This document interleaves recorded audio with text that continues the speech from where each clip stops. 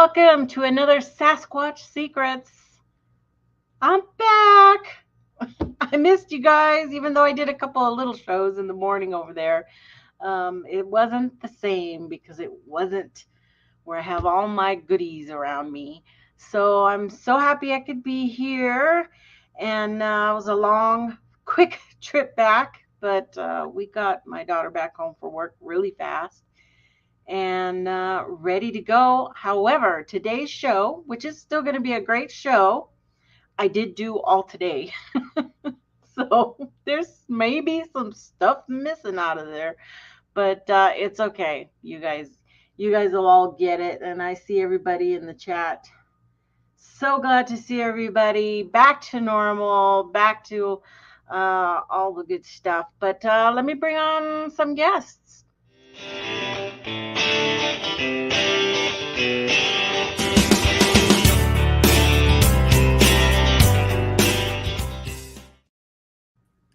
Hello, Jeffro. Hey, Nikki.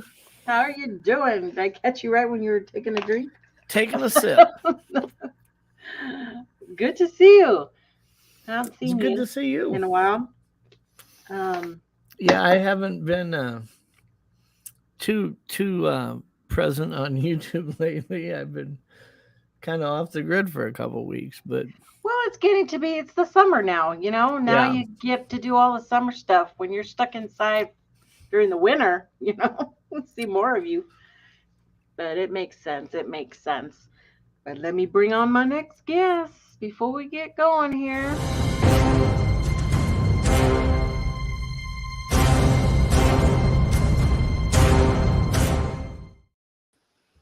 It's Mr. Satch. Hey, Joe. Howdy, howdy, howdy. How are you? Oh, getting older, getting grumpier and more jaded. Yeah. Well, that sounds familiar. Yeah, well, we'll talk about some stuff today and get more angry. How about that? Get more skeptical. And I got more guests that I've invited. And if you guys would like to join, I am going to throw that link out there in the chat. Because we'll do a little open chat today. There you go. And I think Leon might be showing up a little bit. But anyway, it's good to be back. I got all my little goodies because I shopped while I was in Sedona. And of course, I found all kinds of Bigfoot stuff. I found me a little knickknacks here and there. And oh, look, a little coaster for my drink over here. And I got a cup with that same, a mug for Friday with that same logo. So that's always fun. Because I have all kinds of Bigfoot stuff. But today, our topic is the top 10 most convincing. Now, these are just some rando, the most popular videos, photos of Bigfoot. But my question is, what makes it convincing? Okay? What makes it convincing for you? Or do you have to be convinced because you saw one? And that's a big deal because Joe is a perfect case here who has seen one, but you kind of question yourself every now and then about, well, did I? Yeah, I did. No. What else could it be? Yeah. A big hairy thing in front of me. What else could it be? And so those are going to be answered a little bit different for those people who have actually seen one right in front of their face. You don't have to be convinced because you have to have an answer. But for the rest of us who go off of, I base my beliefs off of other people's sightings, not so much on evidence because I'm that evidence skeptic, right? So I wanted to answer those questions of what convinces you that Bigfoot is real for those of you who haven't seen them. But do you believe what you saw? Do you believe what you saw, Joe? Or is it? Oh, absolutely. I believe what I saw. What I saw, that big, hairy freaking thing was standing there. There's no, I mean, I can't deny it. So yeah, I Right. believe what I saw. I mean, if that's what people want to call Bigfoot, see, I've gotten to that point. I don't know. You know, people say, well, what else can it have been? Well, that's where I'm at. What else could it have been? But yeah, so yeah, I believe what I saw because it was standing there and it wasn't happy with me. Yeah. And I don't think some little chipmunk threw a big old trunk at Jeff. Yeah. It wasn't a. Where's my little chipmunk sound? Here he is. Was it one? Throw it at Jeff. Is that what it sounded like, Jeff?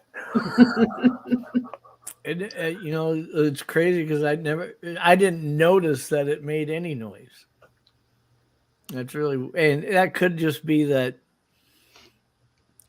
my visual sense was so freaking overwhelmed and going haywire that I don't recall it. You know, for instance, when I was falling down the trail, maybe there was a noise that was made and I just didn't register it, but I don't remember there ever being any type of vocalization. But Like in sensory overload, that's what I call it. But like you, Joe, I mean, I have that experience in which, by default, makes me a believer. There's nothing anybody's ever going to say to me to make me doubt what happened to me, and know that it that's what I was looking at. But had that experience never happened to me, I don't know that there's any evidence out there in the form of videos or pictures that would make me a true believer. I may be as the biggest skeptic you ever met in your life. Yeah. What's tough with videos? Yeah. But do you trust somebody's encounter? You know, that's a big thing for those of us who've never seen one, is that we get to know people, and you come to think you know somebody, and you want to think the best of them and that they would never lie, never lie to you that they saw something. So we hold very high hopes that what they encountered was real, So how it comes out, how do we vet the videos? How do we vet the pictures? It's this thing about the importance of not ignoring red flags in my world. Yeah. Because I haven't seen one. So I do that a lot, and I do it more than I ever have before. Is the first thing when somebody else pops a picture up or video is that's not real. And these are my reasons why, the way the hands are. Okay, there's seven fingers or 3 fingers, because we all know AI screws up the fingers, and parts of the faces, and the backgrounds. The backgrounds are usually really messed up too, if you kind of take notice of that. If it's AI. And if it's a suit, we all look for the bagginess or the arm length, because everybody says, oh, the arms have to be longer, and there's all these little clues out there. But a lot of people tend to ignore that and take whatever's put out there at face value, whatever it is. Oh, that's a great picture. That's what Bigfoot looks like. Even though it's a Mark Anders photo from 20, already 15 years ago, which I saw again today. Everybody, there are still people who believe that those CGI and his suit thing, they're real. It's not. It's just not. And they don't even bother to go to his own YouTube channel to see how he does it. Now, what was the other one I saw today? There was another old one out. It'll come to me later. But anyway, that's where I'm getting at. So I picked out the most popular ones, of course, that we all know, to talk a little bit more. Talk about why do you think... Oh, didn't go. It's real or not real. So, of course, the number one pick you have to put up there is the Patty, Roger Patterson and Bob Gimlin. You know, the 1967 footage is infamous and famous, right? It's for both sides of that weight. It's more people believe it that don't, I think, but it's probably the closest thing we have that really has not been shown to be a fraud. But there are red flags still to me.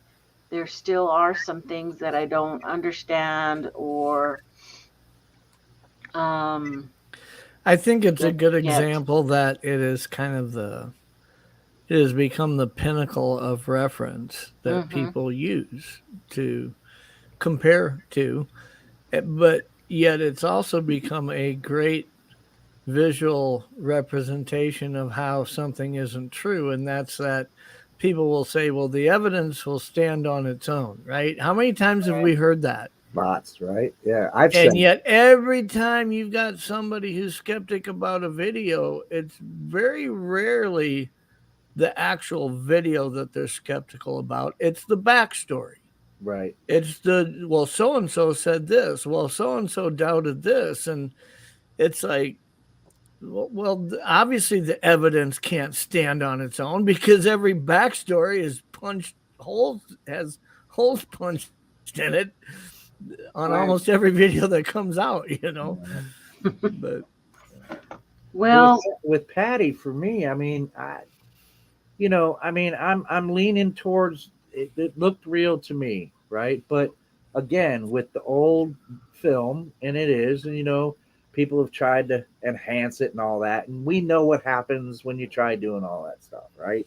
It really doesn't help much.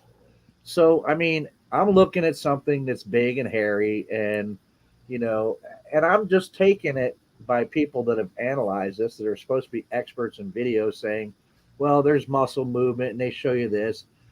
I mean, this is my problem that I'm having when I go about, especially looking at things. Well, do you think that's, well, I don't know, because when it comes right down to it, I don't know what a fucking Sasquatch I don't know what a Sasquatch looks like, right? I mean, you really can't see Patty's face that well.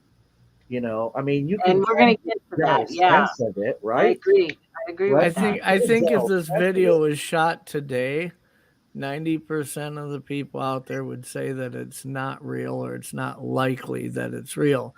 Right. I think the best evidence for it is the fact that it was shot so long ago, so that when you do key on things like muscle movement and stuff like that, it leads you to start asking, how could we have faked that long ago?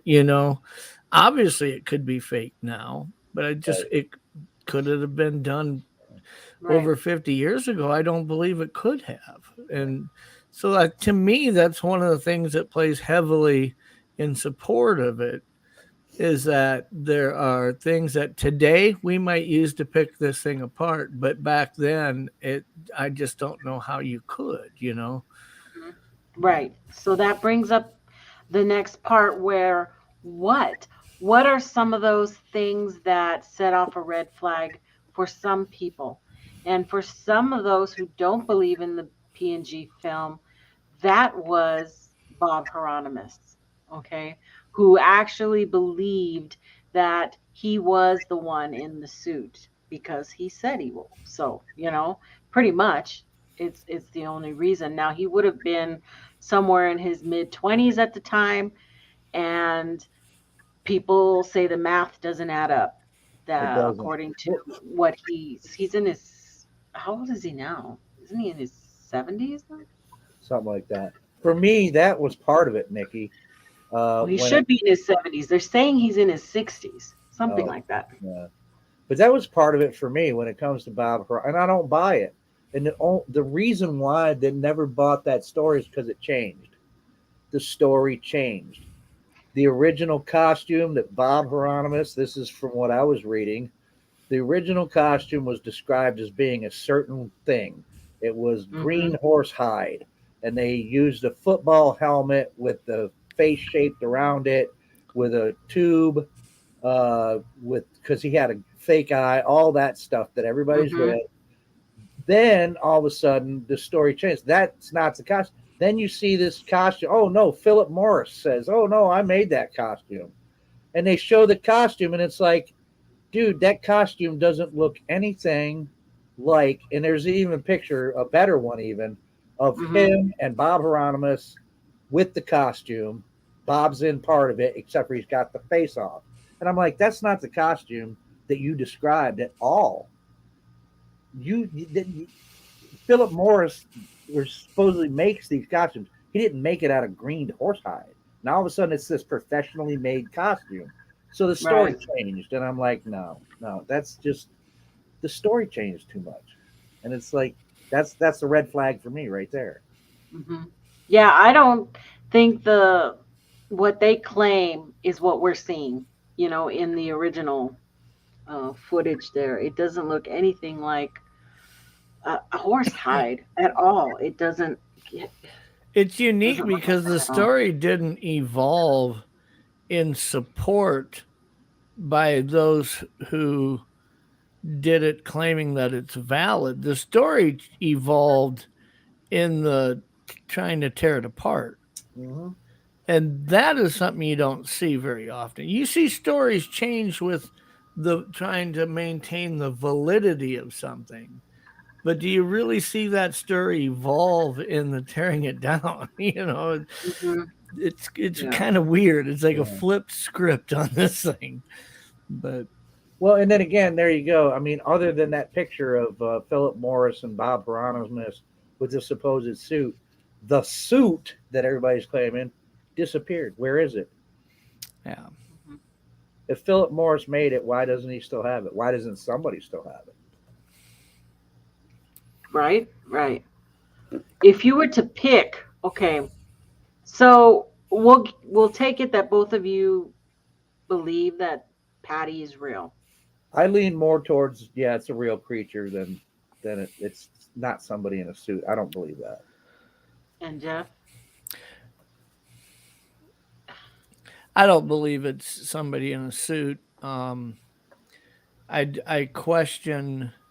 I think the real question about this scenario is it came down to a bunch of type A egos on who's taking credit for it, and somebody felt they got burned in this or got a feelers hurt.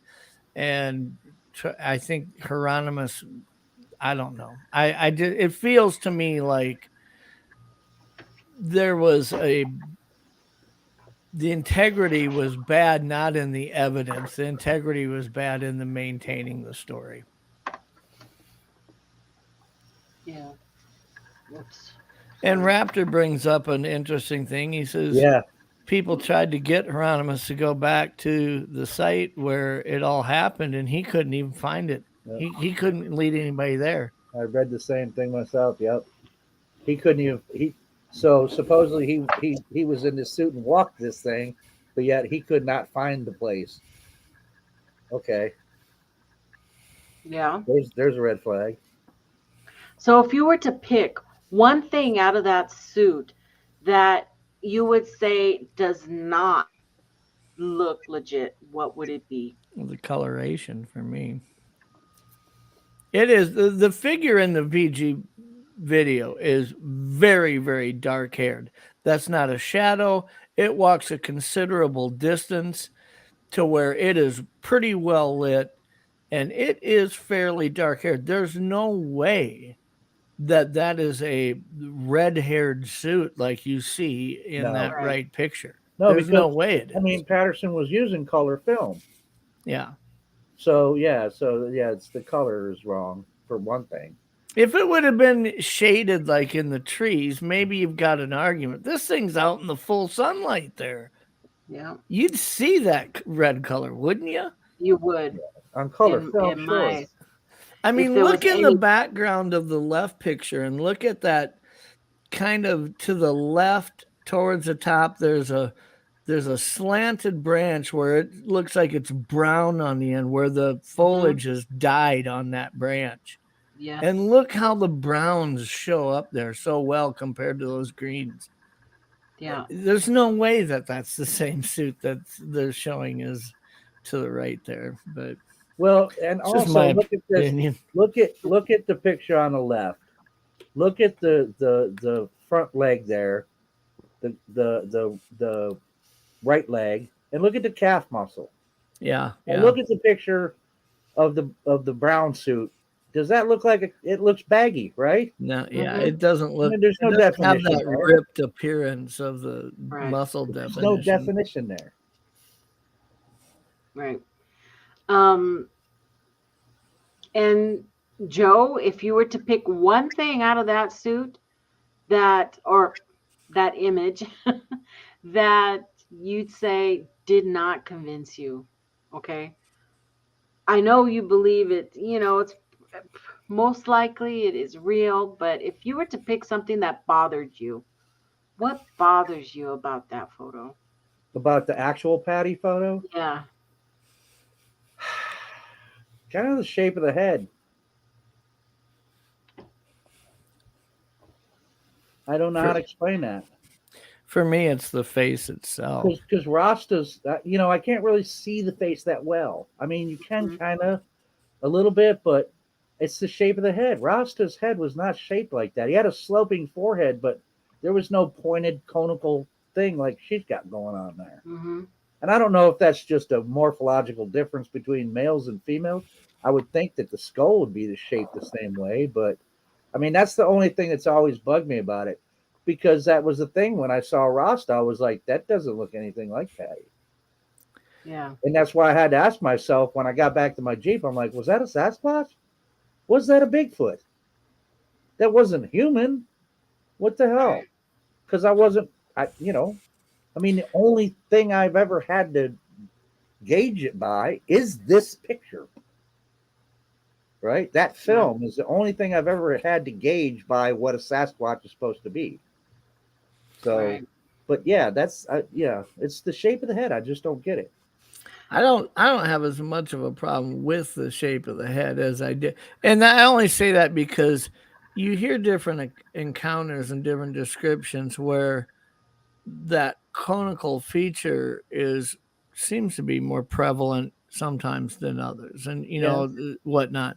What really bothers me is when you look at all the things that this video does capture, you can easily tell it's a female. The big breast, the muscle definition in the back of the legs, and actually the movement of the muscles as it steps. Right. The size of the ass, the way that the hands are out, and you can actually see hand movement from frame to frame, not just an arm swinging. What bothers me now when you take all that into account is you look at the face and all, instead of seeing definition from here down, I don't see a mouth opening. I don't see all I see is an area where there's no hair. Yeah. I don't see any definition of anything. And that's what bothers me. It bothers me that it looks like it's all of a sudden, that's all that's no hair is right there. Like, yeah, it doesn't make there's no top sense. of the mouth area or the top of the cheeks. Gradients, you always see it from less to darker. Mm-hmm. But let me bring in Leon here.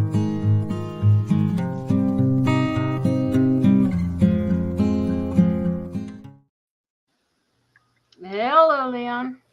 Hey, Welcome, I'm following welcome. on. I just had some stuff I had to do, but go for it. Oops, that doesn't have what happened? him in there. Oh no, we lost you. There you go. go. Leon cloaks for a minute. I had to find the right one. So we're talking about the top 10 most convincing videos, footage, pictures out there. Mm-hmm. And of course, the number one is the PNG. And what convinces you that the PNG is real or not real? And I just have one question. If that's okay. The picture in the right there, is that supposed to be Hieronymus or whatever? The guy who's supposed to, like, is he actually wearing that suit? Is he in that suit? I don't know. Supposedly, He's that actually suit- in that. But this is one of the claims, is that he had a red or a green horsehair suit, but was on the reddish tones. And then you had that picture that you talked about, Joe, of Bob Hieronymus Mhm. and Philip Morris. Yeah. Philip Morris. Thank you. And they had that suit that all of a sudden we don't know where it is, right? Right. So the colors don't really match up. And why is Patty so dark? So Right. Well, I wouldn't put my stamp of approval on it, and I'll explain why. Because I have 4 questions. Our first one is a point out. If that is him in the picture on the right, and that's also him in the picture on the left. First of all, the picture on the right, you guys might have mentioned this already, maybe, but is smaller. If you notice where his hands are, his legs are, yeah. his feet are. Yeah. Right. Yeah. The other thing is, I have 5 horses. I've had 5. They lived for 30 years. I can't recognize the hair on the right of being anything like a horse hair, unless you had to cut it back. I don't think that one's it's not the same suit. Yeah. They recreated another one, but that's, and there's absolutely, that's not horsehair right on the right and there. it seems like there's a natural sheen to the actual Gimlin shot of it, across the board. Yeah. But the 3 things that stick out to me that I have questions for is it a male or is it a female? Because if it's a female, it's the first primate that I'm aware of, and Joe, you might be able to back me on this one, that has the sagittal crest. Right. Yeah. Because if you look at female as far as I know, there's no other primate males that are females that would have a sagittal crest. yeah, Can you go back? Yeah, thank you. The next one, the next question I have before I could say I buy it more, these are more the reasons why I'm cautious of it, is her breasts. She'd be the only primate that has hair on their breast. That too, yeah. So that's another thing. The first thing, when your first question was before I came on, Nikki, I think it was, what do you see in it that makes you first question? If you want to pop it back there, I'll show you what it is. Back to yeah, notice all those things. That's great. Yeah, you just that one there. There's something that's always bugged me about the way the butt is put onto the leg. Think of a sexy leg with a butt attached to it. Skin. Everything else has got skinny skin kind of stuff. Like, I mean, that doesn't make any sense. Sorry, you guys. But you know what I'm trying to say? Like, you'd think it'd be a little more smoother there. Is the rump hanging out there? Now, I know that there's chimpanzees, of course, that have those huge glands on their arses or whatever like that. Yeah. I don't understand why the butt goes the way it goes, not just in the picture, but also in the film. There's another thing, too, is she's got pretty perky upper area here, if you know what I mean. I don't know. I remember my grandmother, when she was about 96, they just kept going down and down and down as she got older. So I'm not too sure if it is real. She should figure out a way to get that marketed and put it on YouTube. You should make millions of dollars, and she should hide all she wants in the bush. So yeah, that's kind of how I see that. Naturally, that wouldn't happen. Naturally, they sag, and if there's nothing holding them up, they go south for the winter. Yeah. Gravity takes after a while. Even if it's a big animal with a lot of muscle, okay, it doesn't matter. It wouldn't matter, and you can see that in all of the gorillas and orangutan and all of those. And I have that picture later, but they all don't. They will all sag. Right. And as far as the 2 pictures, so for sure that one's a hell of a lot more convincing than the other one. That's for sure. And the one thing about primates is that even the females, like female gorillas, usually their mammary glands are the only time they're really that expressed is when they're nursing or young, or when they're pregnant. Other than that, they're not really all that expressed most of the time. So I don't know. I guess they were saying, I thought I'd heard a story about the reason why that's why her breasts were so pronounced and huge is because maybe she was pregnant or she just given birth to some, Now that could be true, okay, because that does happen. If she had just given birth or was pregnant, yeah, things do change in that circumstance, and painfully so. And so it could be that could be, Yeah, the size of them could change every 6 hours depending on if she's recently nursed or not. yeah, unbelievably it does. But I think one of the things that Leon points out is the length of the arm. If you look at the left arm, it is easily 6 to 12 inches longer than whoever it is wearing that suit. Yeah. Easily. Look at how far out past the ass those fingertips are compared to the other pair. It's not even close. So Trackway says Philip Morris made the second suit. Hieronymus wore it. National Geographic filmed it, but Morris blocked the footage from being released. How old was Hieronymus? How old was Hieronymus at the time that this supposedly was? 26? Yeah, I thought he was my understanding. Yeah, because they were all pretty young back then. Yeah, I mean, Yeah, and the picture that you have, I think you were showing before this, that shows him without the suit on, walking in the same position next to the PG frame right there. That's much older. That's much older. Yeah. And I'm just going to throw this out there to consider. I understand that he was a tall, big individual, but you look at most guys who are that height and size in their frame at 26, and then you look at them at 46 or 56.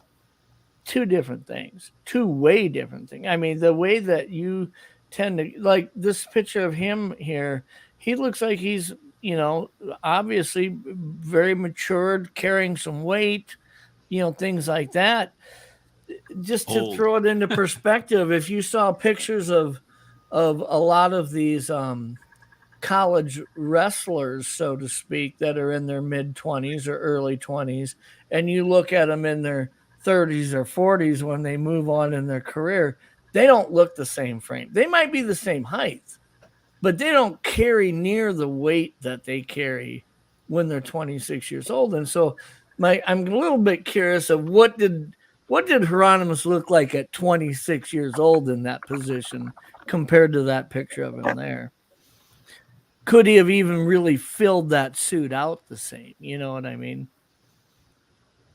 Do we know why he was pulled? That video was, or that show was pulled off Discovery Channel or History Channel or whatever it was? They probably got some kind of injunction if he did that. Otherwise, it would be fair game. But we don't know what it is, though. Oh, I don't know, but I just told Trackway to come on and explain that if he. Okay, cool. Yeah. Yeah, that's kind of good stuff. I thought I'd heard something like that. The Trackway mentioned something about when they did that. Yeah, National Geographic, and then, but I don't know the whole thing in depth. Maybe Trackway does. Huh? How old Patty was? Does anybody know how old Patty was? Well, how will we know how old Patty was? I don't think anybody's ever tried to determine that. I don't think there would be absolutely no way to know how old, other than she's not puberty. She's not younger, she's definitely adult. Yeah, young adult too. Now that's the other thing. Now, Leon, you probably remember this better than I do, maybe.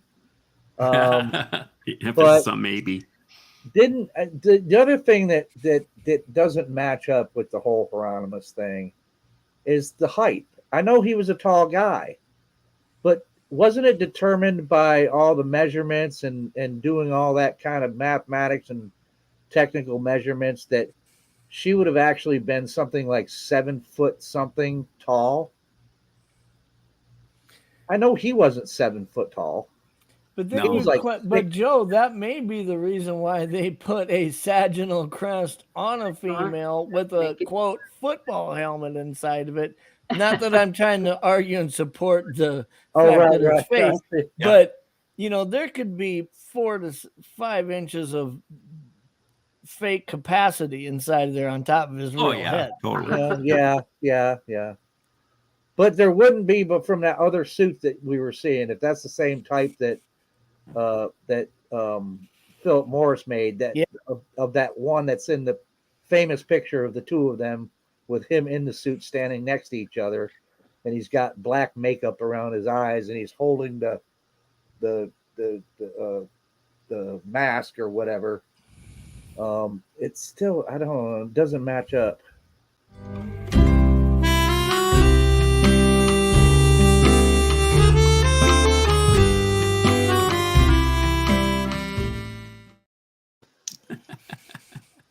But now I got to figure out where I'm going to put him. Oh, he fit in There right you go. there. Yeah, I was gonna say, yeah. Hey, Jay, put your camera on your face instead of having us look at your eyeballs or your nose. I came on to, I'm gonna go back to chat, but I came on to Oh, say one thing. yeah. Tell me. When I saw that thing that I saw, a lot of people questioned the hair around its jawline and stuff. Yeah. That thing I saw had hair up there. Not as much as that. But when that thing rang by me, I do remember a lot of hair in that jaw area up there. Of course, I didn't see the very front on of it, you know, so I couldn't tell you if it had how much hair it had on the front of its face.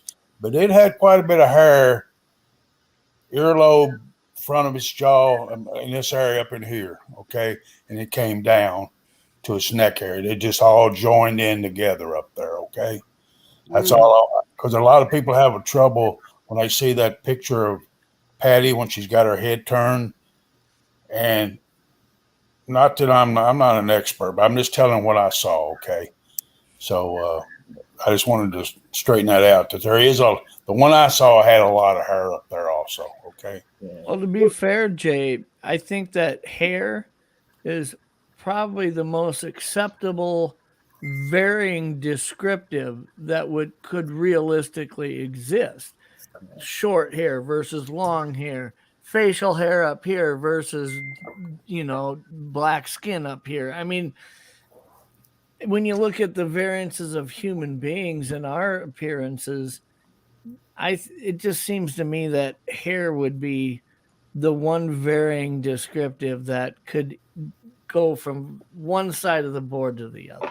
You know? Well, another thing too, that's another reason when that stream of light was coming through his woods, and I saw that ear, that what really sticks out to me all these 50 of years I've thought about this thing, with that ear sticking so human-like out on the side of his face with all that hair mixed in with it. That's why I knew it.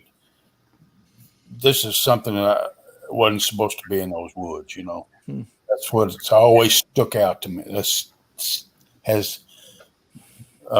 I've been aware of. I'll put it that way. Okay. I'm going back to Chad. I just wanted to tell you that all that facial hair is not as odd as it looks. That's what I'm trying to bring out. Okay. Yeah. All right. See you later. Yeah, I would Thank you. I would agree with that, but I still end up with a problem with why don't we see the mouth opening or closing or, you know, even with all the hair there just is not movement at all on that face with the jawline moving and I guess that's one of the things with the film that they used and the technology they had back then. Now, if you shot it, you'd have 4K close-ups of the eyes blinking, just like how we look at the Todd Standing videos, right? Blinking. Where the eyes blink and everybody's like, whoa, you know, we don't even have that luxury here. Well, that's welcome Trackway, you guys. Hey. Howdy. Hey, Trackway. That's what I find interesting, odd about it too, Jeff, is what you're saying is about the mouth thing. Because, I mean, Rasta, he didn't have a whole lot of like thick hair on his, his face. I could see his face, and he had hair nothing like that. Almost looks like she got hair on her upper lip, right? And it's all like, but he didn't have it there. It was like Jay was explaining. It was on the side. It came down here, and then it kind of just blended in to about his chest, and and I could see his mouth. You know, I mean, it was just like a slit, but yeah, that's I don't know if that's just because of, you know, and this was supposed to be the top quality film of that day that he was using. Mm-hmm. But it's just not I don't see the definition is not there. That's always, I'm like, I used to be confused as to where her mouth actually was. You know, for me, I don't look at that as proof that it's fake. I don't even know that it qualifies as a red flag, but I look at something of that body mass moving, not running, but moving steadily through that terrain while it's concerned about these guys being there. I mean, it's probably under a little bit of duress, the way that it's reacting, and yet it's just going to breathe through its nose the whole time and not open its mouth. Yeah, you know, it's like I don't think I would have walked that far without opening my mouth. You know, I mean, I don't know. It's like I said, I don't think it's proof that it's baloney, but that's the other thing in favor of me believing that that she is, especially now that I've run into Rasta, whether Rasta is what you want to call Bigfoot or Sasquatch, the body mass, dude. That's because he was huge, and I mean she is huge, so the body mass convinces me too. In hindsight, what say you, Trackway? Howdy. You were asking about how that all... The National Geographic film, yeah. Yeah, most of that is what is based out of Wikipedia on the topic. And when I get to the controversies, Philip Morris made another suit. Bob Hieronymus wore it. National Geographic filmed it. And then the results were so bad, and I believe that's where that photo comes from, though, that Philip Morris blocked National Geographic from ever filming it. It was too damning of evidence that the suit isn't valid. Correct. And you know, and that's pretty much where it came from. Actually, when you go through the whole story in that, and you include all the controversies involved, including the guy that gave us Bob Hieronymus and Philip Morris, who is Greg Long. Even Scientific America, which is a skeptical magazine, if I'm correct, they had issues with how he went about accumulating his data.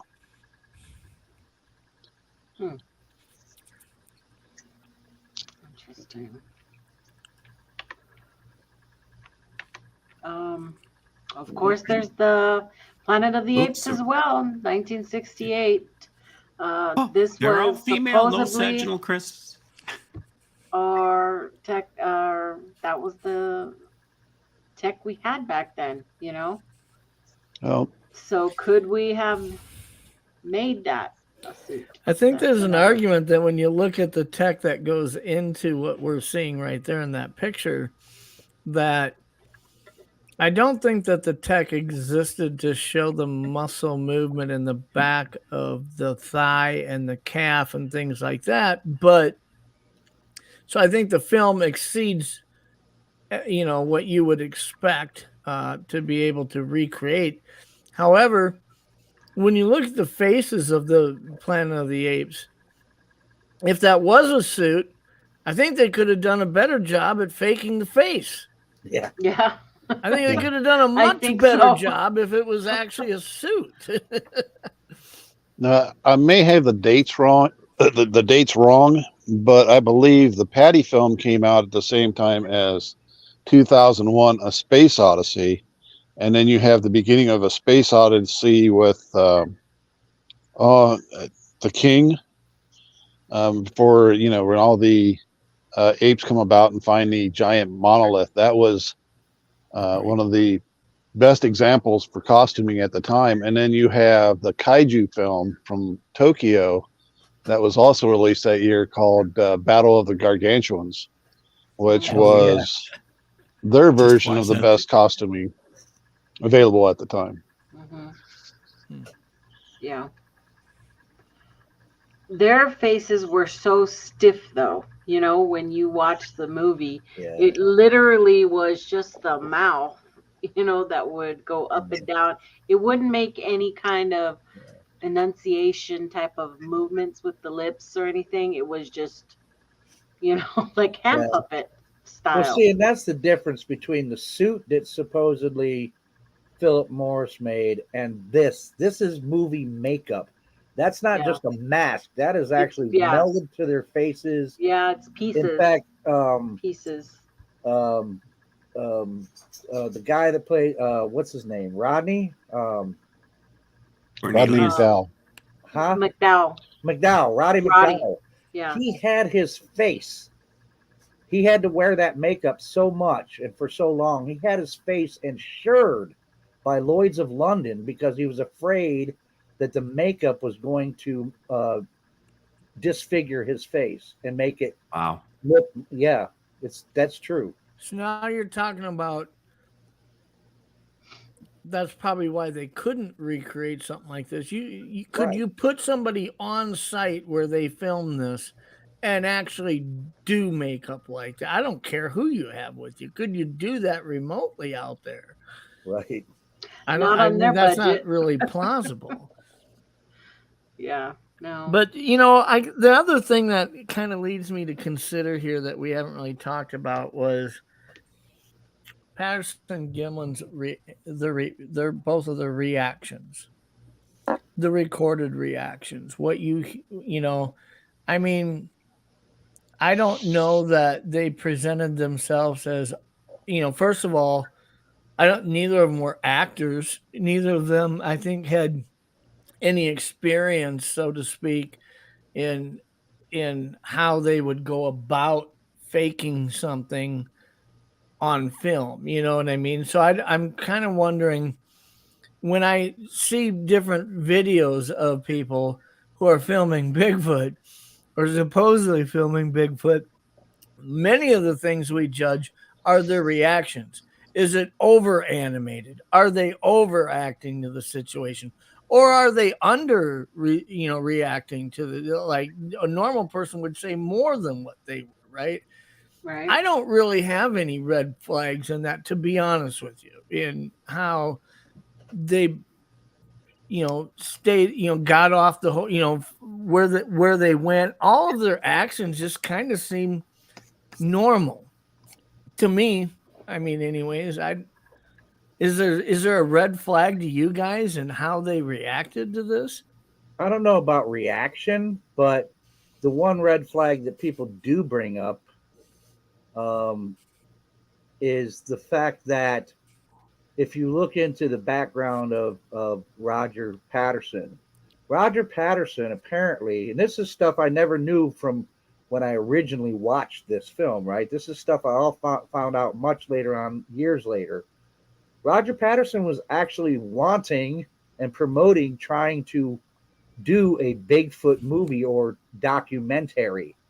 And so he's trying to do that. And then all of a sudden, he suddenly, oh my goodness, there's a Sasquatch. I mean, that's kind of a red flag that people bring up. It's like, well, he's trying to he wants to get funding and all this for this Bigfoot documentary. Then all of a sudden, him and Bob Gimlin suddenly stumble upon a Bigfoot in Bluff Creek. So if you set that aside and look at the actions that they did, they went out there on horseback with a camera with what intention? Based on what? I mean, it's not like culture today. How, if we went out there and how we film stuff, what we're reacting to is just not what we're seeing. We're reacting to what everything culture's taught us that this thing is. Yeah. Okay. Whereas Patterson and Gimlin were out there based on what they've heard locally from a few people who have had, I'm saying there's a little bit of a difference there. Mm-hmm. So if you set that aside, is it reasonable to think that they'd go out there on horseback with a camera to such an extreme location trying to film a Bigfoot based on what they've heard and the evidence they were subjected to from others? Right. You Well, know, there is that, because weren't they originally out there? Leon, do you know that part? Weren't they originally Well, out there because I somebody told them about footprints? I don't want to be a devil's advocate, but yeah, there's a total good reason, because I want to make a video or movie about Bigfoot. Matter of fact, even if we put that other thing aside, Joe was talking about a year and a half before, he wrote a book on Bigfoot, and the art in the book is that of a female Sasquatch. What are the odds in that era you're going to make it a female instead of a male? Right. It's a male-dominated culture, basically. Well, He's in control of it. Why come up the with that? coin And toss, then male or female, as far as what you might randomly see in realistic. But yeah, I get what you're saying. Okay, so there's that side as well. Now, I don't know if you guys have ever checked out. Now, listen, I'm not saying anything in regards to it. It's the same thing as what Nikki asked me, those first things. Do I buy something? Well, I can't buy anything if I have questions. Mm-hmm. So the film, the picture you showed, I mentioned the questions I have. I have questions about when I watch the body language narration of Bob when he's being interviewed about the incident. And I would encourage you, some of you, not because it might be true, just so you have it in your reference point, is go online and look at that interview with a body language expert. There's a couple of cheesy guys out there. You'll probably recognize the ones that aren't cheesy who are doing an analysis of that. Because this is the thing, is you just don't take one thing. You have to take a variety of things if you have questions. And these are questions that I would need to have answered. Not to mention, I know this is a sacred cow, but, I had to change a couple of really big sacred cows in my life. Mm-hmm. I thought everything was true about it, and it was, to me now, I think it's not true about it. And I can show good data that help me switch from the sacred cow side to realize, so I'm not unfamiliar with sacred cows. I've moved. That's a total different thing. That's subjective. Objectively, I'm looking at all the data from a different angles of fields, so that it can help me say, yeah, okay, I totally buy that. Those are just three questions I have.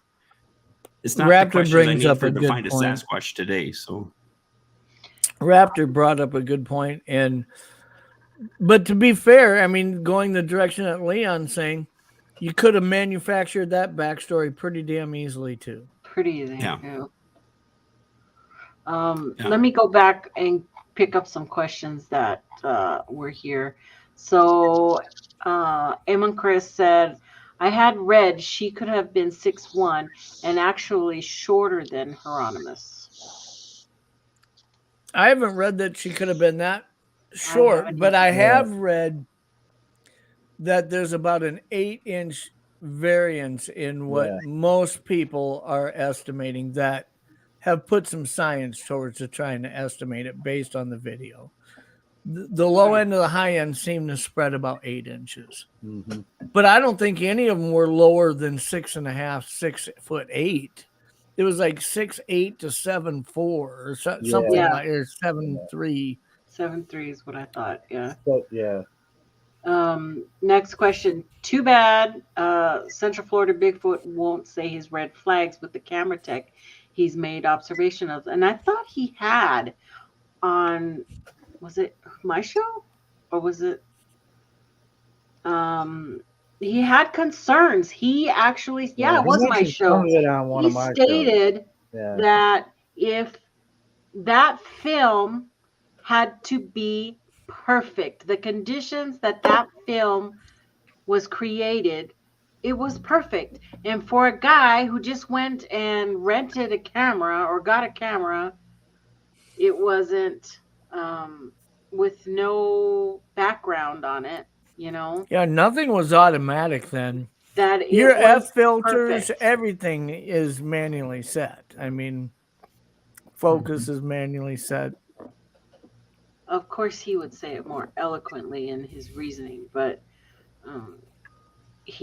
I know he doesn't believe in it because of the things that had to happen for that footage to come out like that. And that is Well, he's setup. It had to Yeah. have been set up to work like that. And again, if you're like Matt and that's your thing, that's your shtick, you're trying to be fair because you realize it is a sacred cow. And this is the transformation of what happens when you come across something that you really want to buy into. And then you realize because it's your niche to do what he's doing. And there's too many questions there. Kind of the same way with me when I look at the picture there that's on our left viewing it. It looks really good, but if it's a primate, why is it the only primate that it's the female with the sagittal crest? Why is it the only primate that has breasts but hair around where the offspring would nourish from? Why are they so perky instead of being down? And then the other question I have about is the butt kind of thing. And a couple other things, but I don't throw it out. I mean, it'd be fantastic if this works out in that. But yeah, I know, when Matt was doing he's still doing it. But and I hope he does do a documentary because I think it will really explain a lot of things to people. So, Raptor says, "What about the muscle on her leg when she was walking that pops up and goes back down? Can't do that in a suit. Probably can't do that in a suit of that age, but what says it's a muscle? What if it's his jeans all baggied up inside the suit every time he walks?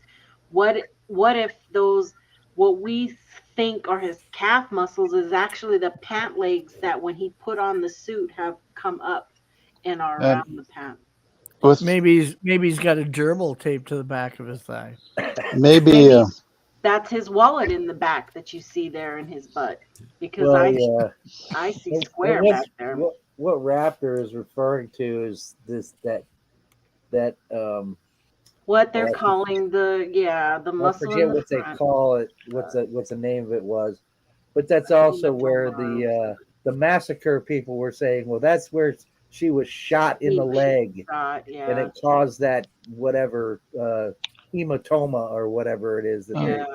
There's another thought process on it about a certain kind of hernia that's common to females. That's the word I was trying to think of. Thank you, Tracklay.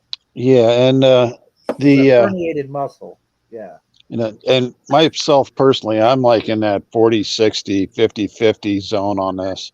The thing that I will give it is that when you look at the largest muscle in the body, which is the quadricep,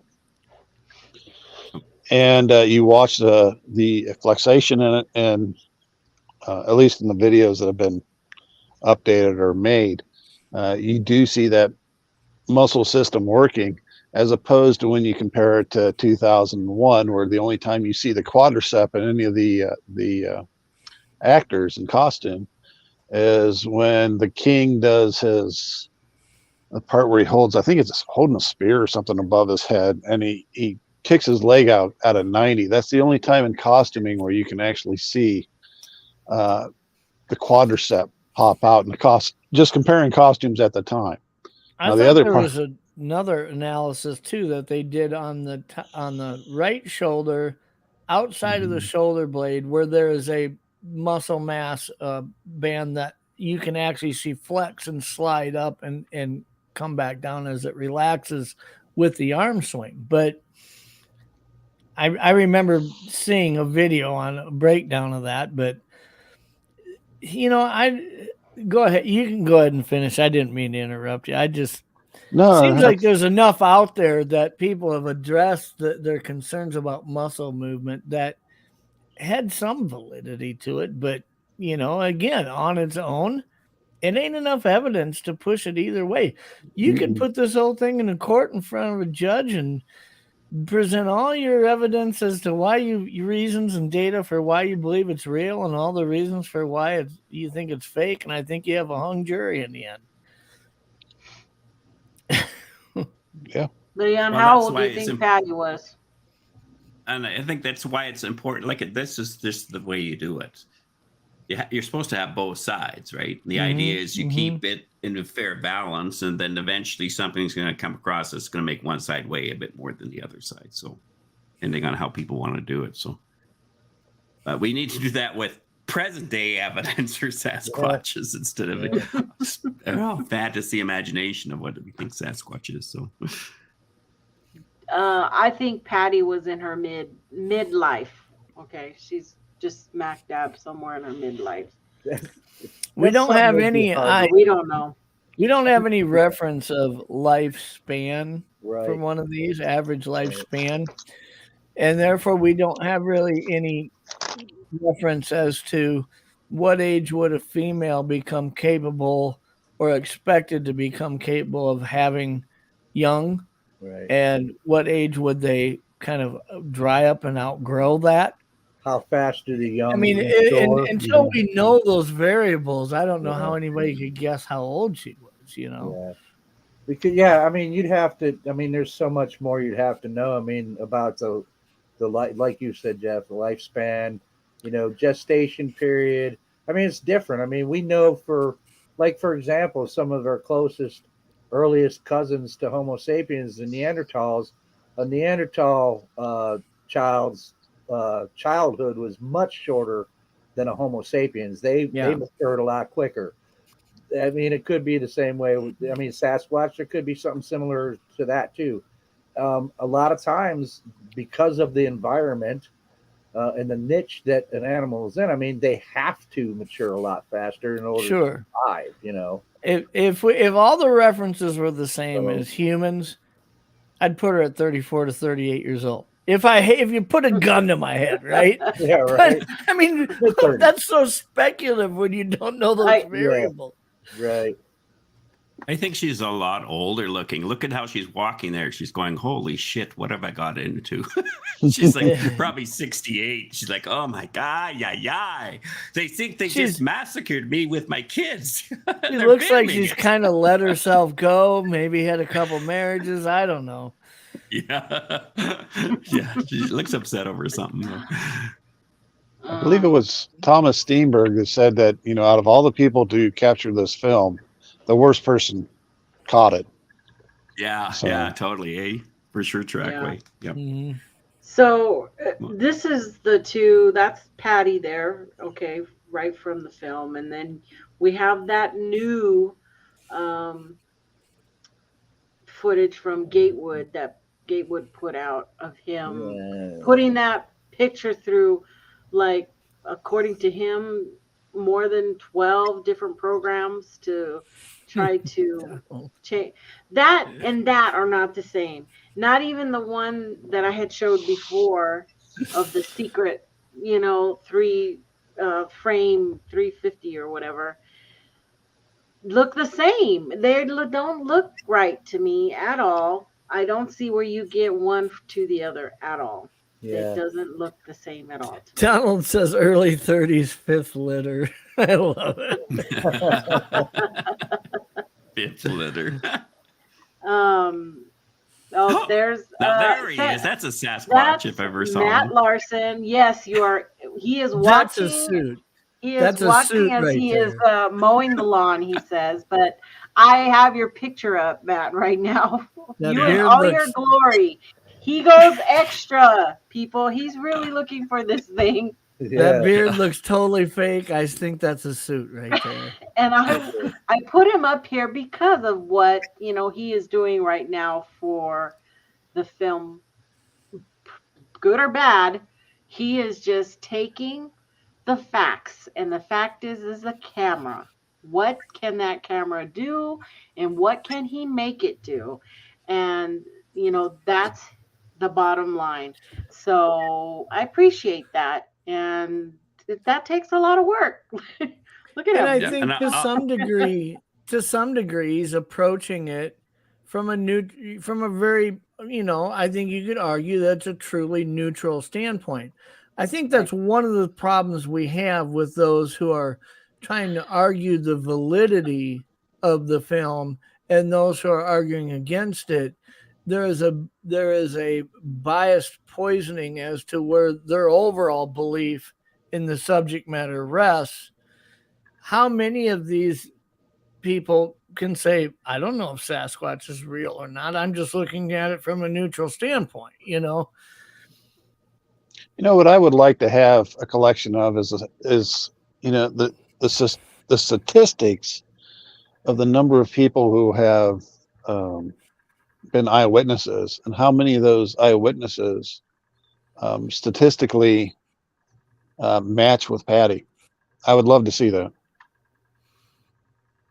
I mean, like the descriptives, you know, facial descriptives, things like that. Well, just a number of people said that, yeah, that's what I saw, versus a number of people that say, no, that's not what I saw. Mm. Yeah. With me, there's no comparison. I mean, really, because we're already dealing with two different sexes in the first place. Mm-hmm. You know, Nice. Good point. It reminds me of the time when people say, "Oh, that's what I saw." Well, then, am I to assume, okay, then you saw a female, because that's what she is, right? So if somebody says they saw a male, but that's what it looks like, well, that doesn't make sense to me. But Joe, do you remember the time me and Joe had a printout one time that we shared with each? I don't remember if he shared with me or me with him. There was like 48 or 40 different detailed drawings from different descriptives of Sasquatch faces.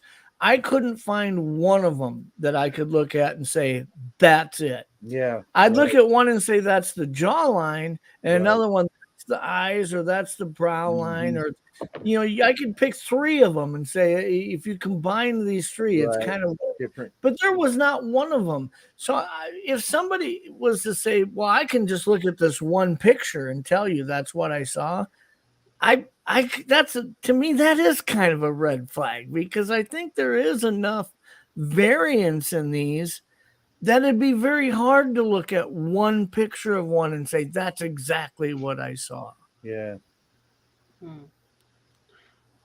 Well, I have to tell you, I'm gonna give you what I think, okay? And I am also 50-50, 60-40, somewhere in that line as well as Trackway. But aside from the face that really bothers me, okay, that little, you know, spy view he's got there, the mouth issue really bothers me. The boobs didn't bother me until I realized that, yeah, you're right. No, there's hair there. Shouldn't be any hair there.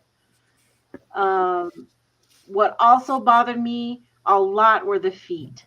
When those feet lift up and you see that flat white bottom that looked exactly like a track, that really bothered me. I mean, would an animal that's walking around barefooted for years, would a foot look like that on the bottom? And in my opinion, it would not. It would be dirty. Whether they say it was walking on limestone beach or whatever they were trying to claim the issue on those white feet were, I don't think it make a difference. I think those feet would be dirty. There would be different colorations from the back and in the front. So it just seemed too clean of a foot for me. But I feel like I was 75-25, maybe even 80-20 coming into this, and now Leon's got me at like 60-40, and I feel cheap and violated now. I don't know either. I mean, it would be great if it is, but I mean, if we could get a same shot today, it'd be so much better. You know what I'm saying? Like, I can understand a darker foot. I'm like, again, because the quality isn't that good. I think Matt showed this on the show last night. Is if you have a sticky note, you know, the square ones, that's the pixels you're looking at. That size, that actual size is the pixels. So how many would those fit in a frame of or a picture like that? So it's not the same as the pixels we have today at all, kind of thing. Right. So, but if you look at people who are like black people, their bottoms of their feet are white. Their hands are it'd be very white inside, like that type of white almost. I get what she's saying though, because I know a lot of people have picked that out before, where they show that, and it does. I mean, but again, pareidolia will fill in the blanks for me, and I got to be cautious that I don't read into it. I've already said what I said. I want to find out if they're real. If there's data saying that is 100% real, that'd be helpful. But I have these questions I need some answers to, the same way Matt does. And there's a lot of people that see the bottom of that foot, Leon, that say, I got a problem with how flat that looks. And yet that's the most identifying feature of any track print, is that there's no concave presentation and that it's flat. I mean, well, unless it's moving, then it's got the arch in it, but sure. Or the mid-tarsal break, I mean, but yeah, but shouldn't there still be a crease? Shouldn't there still be? Well, there might be, but like I said, I can't say from that photo or that shouldn't visual. Shouldn't there be cuts and dirt and mud and, you know, I don't know. It just, there should be a butt and an arsehole on her too. Yeah, I don't see an arsehole. I see hair where an arsehole would be, which you'd think would have a lot of traffic on it over a course of a lifetime, if you know what I'm saying. Right. Yeah, for a primate, though, like you mentioned earlier, I mean, I understand about some of the exaggerations and some of the chimps you see and stuff, but as far as primates go, that is usually one place where they have a sparser covering of hair. Not that there's no hair, but there's usually not that much hair on their ass. You know, when you look at gorillas, I mean, there's still, you know, of course, gorillas are kind of funny looking. Their butts are almost non-existent, it looks like sometimes. I'm not saying those feet should be black, okay? I'm saying they should be worn. They should be not clear, white, flat like that. To me, that doesn't look right. That's all I'm saying, is it just doesn't look right. It should, I don't know. Have wear. Yeah, some type of wear on there. Well, you know, if you can say, well, it's so bright and it's so white because of all the wear they have. We're talking about a thing that lives and exists 24 hours a day forever in the wilderness, and it's not always on its feet. So when it's sleeping and it's sitting down and all that stuff, would you have that much hair on its head? Would it not rub some of that off? Right, exactly. So, you know, my point is the reasoning people will use as to why that foot has no hair on it and is so white works against why that ass is completely covered in black hair, despite the fact that why are there no toes? It's on it. You see toes when it's on the uplift, but when you're looking at the toes from behind the back, there's no clear. It's square, okay? What you see is square toes. What you don't see the definition between each toe. And all we do is say with people who don't wear shoes, you get splayed toes, right? Would that be definition when you're looking at the bottom of the feet as well? Wouldn't you? Well, it's a good point because it's so yeah, it's a good point, Nikki, because when it shows the front foot moving down there, you can see the toes, like just like that, right? Whereas I think it could be it's in motion and it's between shutter shots. I don't know, Matt would be better to know that because it's not clear enough. Again, it's 60 millimeters for 100 feet away or whatever. Yeah. I would say the one thing about the foot that I saw or I've come across that I found very interesting, that I don't know whether you want to call it compelling towards, was in one point somewhere where it's pointed out that the front of the foot looked extremely flexible, and I kind of look for that flapping of the toes up front. Yeah. In other videos, the other thing that I find that I look for, what I really look for, because you can tell the difference between somebody's wearing a costume, somebody's wearing a skin tight. Well, somebody's wearing a costume at the time, and that's by looking at and I may have the terms wrong. The flexation between the glutes and the leg as it expands, because you should have, you know, everybody's got that little portion there of their bottom that separates the movement of the leg. If you're wearing pants or a costume or something like that, that's lost. And you'll see that specifically if you're looking at Area 2001 or whatever. Now, on the other side of it, like Nikki was saying earlier, I did run across a primatologist that were talking about the front of Patty. And what she had to say, I thought was very eye-opening, and a lot of her argumentation as far as the effects of gravity and so forth. You know, an interesting point to consider, and it kind of has a little bit to do with what Cole's just put up there. You ever heard anybody describe a Sasquatch from an encounter that was bald? No. No, Right. I haven't either. So now I got to ask myself, you look at how many adult males that are bald, like half of them, right?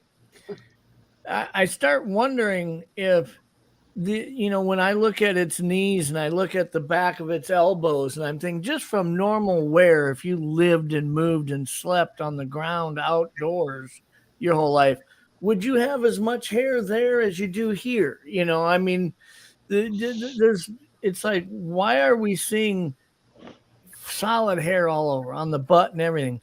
But yet I've never heard any descriptives of anybody saying I saw one and it was bald. Maybe losing its hair isn't as easy for, maybe this hair is deeply rooted, or, I don't know. It is weird, though, that I've never heard somebody say the thing was missing half of its hair on its head. Yeah, on the same thought process, look at gorillas. They have hair right across their arse. They're always sitting around in the zoo, and they're always walking around, and then they stand up. So, yeah, and that's on concrete a lot of times. So, well, in the zoo it is, yeah, but in the wild too. But still, they don't have that big bulbous thing like a chimp would have on his arse, right? Yeah, that gland. Right. And so, I don't know. I mean, that's what I mean. We don't even know what we're really looking at. No, I mean, right? it's easy to say. Really look at one, but it's easy to say in other primates, females don't have a sagittal crest. We don't know what slot this thing fits into. We don't know that maybe a female does have a somewhat pronounced one with the species. I mean, I'm not saying it's likely, but we don't have anything to discount that possibility either. That's true. I mean, you can't say like, well, just because female gorillas don't have a sagittal crest. Well, they do. Female, other, because I mean, we don't know what kind of primate this thing is. But with the sagittal crest thing, the gorillas and orangutans, it's actually there. It's just not pronounced. Right. What dictates why it's there or whatnot has to do with the jaw muscles and what they eat, their diet. Mm-hmm. It's there. It's just not nearly as pronounced. Yeah. The most we could call this thing is a hominin. Right now. Mm-hmm. I mean, we have no idea where in the primate tree it fits. So, I mean, who's to say? Maybe female Sasquatch do have a pointier head than the males or whatever. I don't know. Because I can't you can come up with some comparisons amongst all primates and like things like behavior, because lots of primates, including us, we display particular types of behavior that are similar to some of the other great apes. But when it comes to like the morphology, like body shape, and we're dealing with something that's a hominin. Gorillas aren't hominins. They're hominids, but they don't walk bipedally habitually. I mean, a lot of this stuff has to do. So we don't know what this thing is. I mean, there's lots of people who want to claim that they know what it is and where it fits, and it's human, and it's this, and it's that. We don't really know that yet. I don't know, man. I went from being a kid going, oh my God, that's totally 100% real, through the years going, well, yeah, I'm still convinced that it's not a person in a suit, so it's got to be something. But there is some of these questions that we're bringing up right now that are really kind of strange about it. Some of them are pretty fair questions too. I mean, on their own, one of them, how much weight does it carry? But like Leon says, when you've got 4 or 5 legitimate questions here, collectively there's some weight there. I mean, it's not just one concern. There's several that seem not damning, but odd, so to speak. But to be fair, I will say this to Leon. If any of us had half of that amount of hair on our ass and we walked away from you, I don't know that you'd see our butthole either. I mean, Yeah. Oh my gosh! And welcome, Matt. Matt's in the house. You're muted, Leon. Sorry, I'm also on a bit of a delay. I think I'm about 5 seconds behind you guys, so that's why I That keep cutting in. much? If it sounds like it for me when I'm cutting you off, and I'm trying to, I was mindful of that the other day, so I'm trying to shut up, but I can't. So some of you are trying. Anyways, so. I just wanted to put for the record, I'm not looking for a butthole. I'm just looking for a natural look that should be there. I'm not seeing in the butt and the thigh part right there. That's all I'm saying. It sounds like you are. Oh yeah, but Matt, you're always thinking dirty stuff. So hey, Matt. Hey, and you're not the first to bring that up. That's bothering my bothering my research partner too, Brian. He's been saying that all along. It goes, the thing that really messes with him is the butt. But hey, I'm mowing the grass. And I hear you guys talking, and as you all heard the other night, I got a lot on my plate, so I'm gonna lay just something on you all just to take a look at. When you look at evidence, okay, there's the Bigfoot itself, there's the camera that shot it, and there's the person that shot it, okay? I don't know a third, a tenth of what all of you all know. I promise you that. I'm coming in here as green can be, and I'm coming into it as a photographer.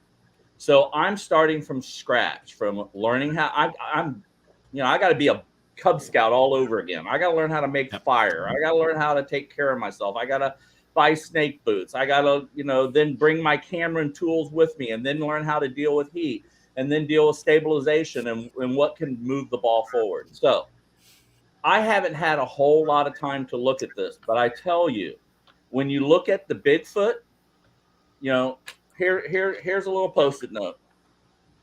When you look at evidence, all of that crap should complement each other.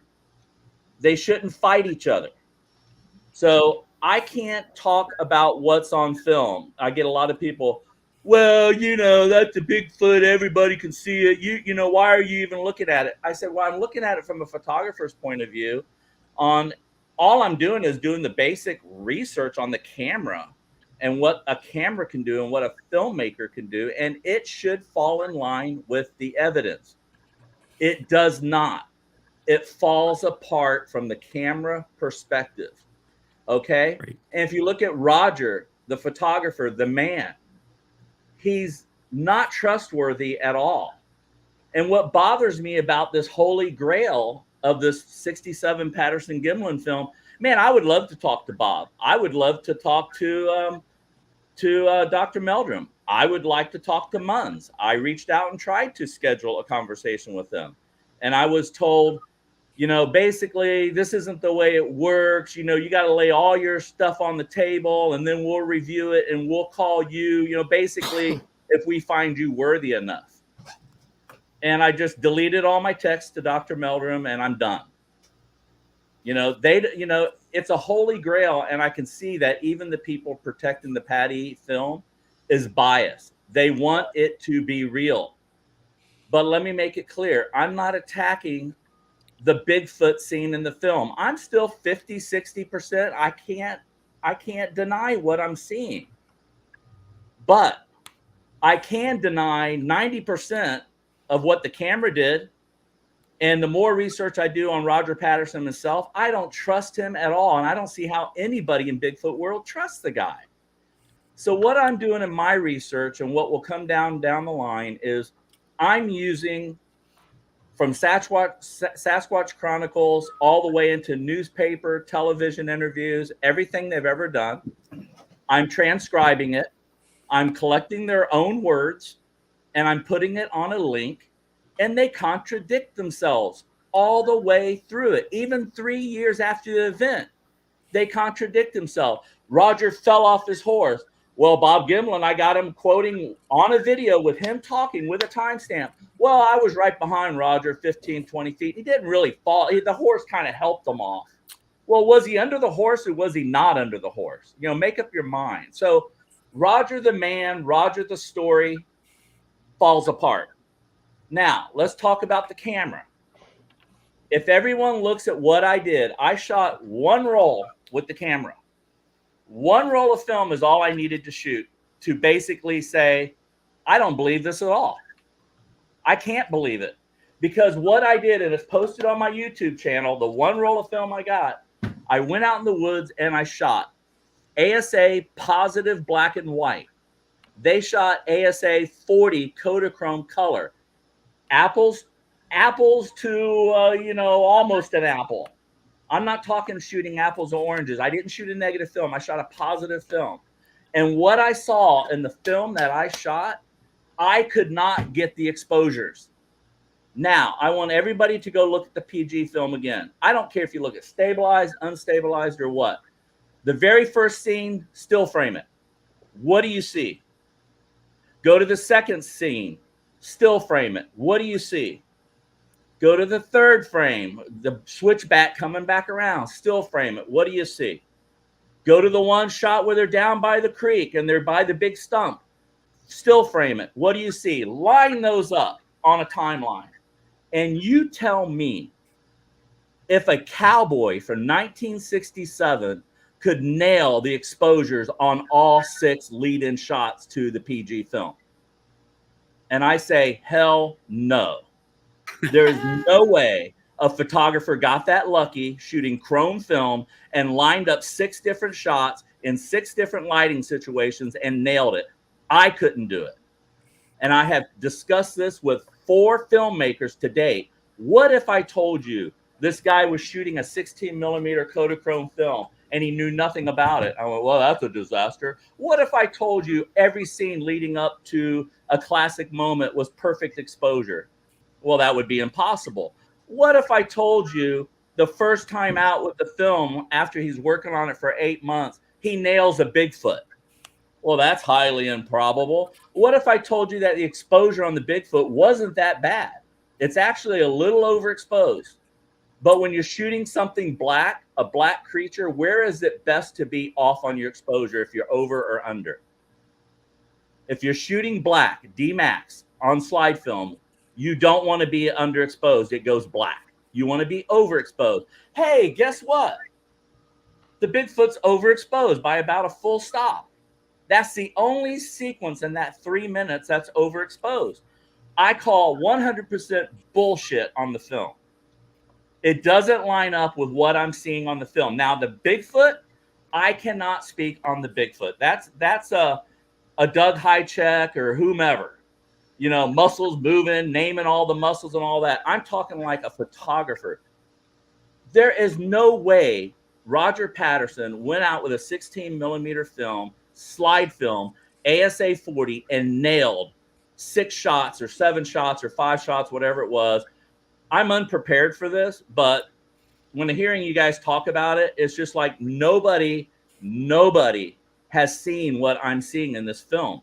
It doesn't add up. The story does not add up. You know, did he? Let me listen. Exposure meter. What's going on I get you, Matt. I get you. One of the things, Nikki, I was going to say when we first started talking about Matt while he was out cutting the grass was the thing also about Matt. It's in his wheelhouse. He knows what the hell he's talking about. Yeah. It's easy to band Arnie to Matt because he knows what the hell he talks about. Not only that, he can explain it to us why he's finding it. Whether I like it as a sacred cow and it goes against my feelings inside myself and it does piss me off, doesn't matter if I'm looking for evidence. Stick to the facts, don't deviate for the facts. The evidence speak for themselves. Matt has all these questions. You just heard him go down, bang, bang, bang, bang. I have these questions in a variety of different areas. And I reached out asking for the people who did the report. And basically, you're a nobody. We're not talking to you. You got to give us all your... I'm not giving you all my ammunition. That's strange, man. That's that's just total... I lost. You got to... Yeah, you I have to lost do what all you're respect doing. for that. Well, you've got people that are biased one way or the other, and they're trying to take your temperature before they. That's one of the things I said earlier, Matt. Almost everybody who's analyzed this to any professional degree has done so with the intention of proving that it's real or proving that it's fake. Yeah. They didn't go into it from a neutral perspective and say, I'm just going to show you if it's capable or not, right? They went in saying, look at this proves it's real, or look at this, it proves it's fake. There wasn't anybody who came neutrally and said, let me take a close look and see where I end up. And no one looked at the camera what's operator. different about what you did. And no one looked at the camera operator. I have not seen anyone look at this film. This film would be equivalent to being injured all baseball season long, and your team's in the World Series, and you're in Game 7, the 9th inning, and Roger Patterson walks up and hits a grand slam. That's what we're talking here, of the probability of him pulling this off. And then I got my own group. I got people within my own team going, well, Matt, everybody can be lucky for a day. I get it, but that's some serious luck. And that's not the only way I'm looking at it. Again, you got the camera, you got the Bigfoot on film, and then you got the man himself. When I researched the man, everybody's overlooking Roger's character, that he was a scammer, that, you know, I'm like going, the thing that stumped me was, hey, so where's other footage of Rogers before the patty? Where is footage of Roger shooting the camera? There's no pictures that I have found of Roger holding the camera. And then I went, well, okay, now there's interviews of I'm watching Roger interview someone. I go, oh, these are him interviewing. Oh, really cool. All of a sudden the camera starts moving. And I'm going, wait a minute. Who's running camera? And then when I talked to Thomas Steenberg, he said, oh, well, that was done in 71. The BBC's came over and redid this stuff. I went, wait a minute. Major red flag. So you mean all the stuff that Roger did for 8 months working on this film, the BBC had to come over and redo it all in 1971? Are you I mean, really, seriously, are you all really smoking some serious pot? So nothing Roger used or shot was good. And Thomas came back to me and said, well, it was audio recordings. I went, whoa. So Roger Patterson is making a Bigfoot documentary and all of his interviews are audio only. Are you guys smelling a rat? And the one time he goes out, he nails it. And what's on the donkeys? What is the caskets he's carrying on both sides of that donkey? I mean, I got a list a mile long, guys, and I didn't mean to dump it all here, but that's a little sneak to what I'm looking at. I mean, it's just not adding up from the camera. Look at the exposures. You tell me if you could go out in the woods and shoot slide. If that's true, then I should be able to give Leon an over-the-counter camera shop lesson in 1 hour, and you go out and nail the Sasquatch, best video of the history of the world. Can any of you do that and nail 6 exposures leading up to Patty? Sure. I don't know. I haven't tried. They say that? Give it a shot. It's absolutely absurd. And then when you get into Roger, the man himself, the person that did this, it even falls apart worse, guys. There's flags all over the place, from Bob not going on tour to them hiring a Bob to, you know, handing the film off to somebody else. I'm like, really? You shoot the biggest film in the history of the world and you hand it to somebody? No, I would walk it through the woods to Washington, Seattle, wherever it went. There is no way someone that is just, man, if you guys believe this stuff, I can't talk to what's on film, but I can talk to the other 2 parts of the triangle, and they don't support what's on film. So I don't know how he did that, but I don't think he could physically shoot it himself. So you're arguing that they don't support that what's on film, that one of those 2 guys shot that. That's your argument. Well, no, it was my argument. It was my argument, and I'll tell you why. Roger probably was the camera operator. and it's pretty simple.